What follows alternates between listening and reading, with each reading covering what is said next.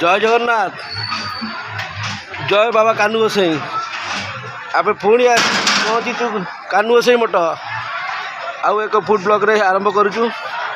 बर्तमान आमर सबकि कार्यक्रम एक प्रकार सरी जाइए। भाई मैंने भी बहुत परिश्रम कर अक्लांत परिश्रम।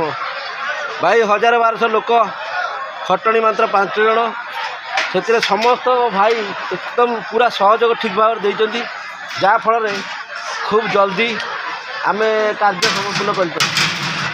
बर्तमान जीवा तो आइटम तो अगणित आइटम होती बहुत लोक समागम। ये आम सान भाई भाई या टिका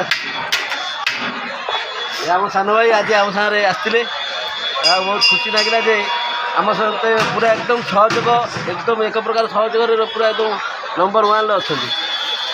आम पुत्र देव जगा भाई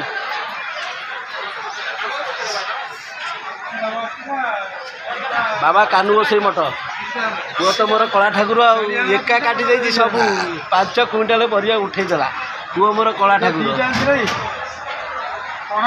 आम शाला को भी आसला बहुत परिश्रम भी कर समस्त सहयोग भल भाव अच्छी।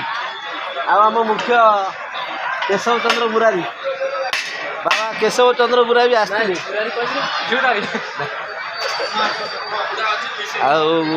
खिचुड़ी एक प्रकार 30-40 किलोर गोटे डिश पूरा खिचुड़ी सरीगला। बाबा खिचुड़ी सरी जाती। बर्तमान कानू गोसाई मठ में बहुत भीड़।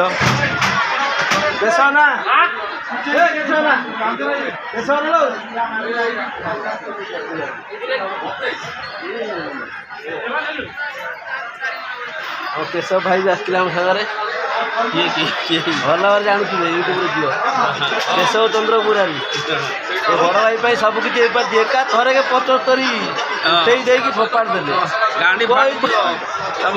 कहवा टोका बयस। आ विजु भाई देह भल ना जहाँफल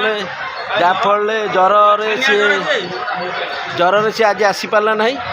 बर्तमान आम एठू कम सारिकी आउ एक जगह जीमु नुआपदा आउ एक प्रकार आम सब प्रकार कम कम्प्लीट हो जाए। बर्तमान आमर शेष पर्याय धुआधुई करी आम एठू बाहर से प्रभु कानू गोसाई बाबा कृपारू एपर्यंत आम कार्य कर सारी।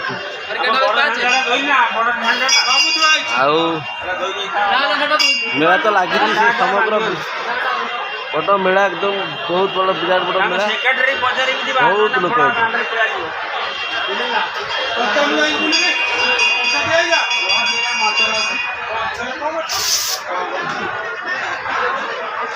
पुणी बंची थे आर वर्ष को पुणी कानू गोसाई मठ को आसमु प्रभुंर इच्छा आउ रखुची। जय जगन्नाथ जय जगन्नाथ।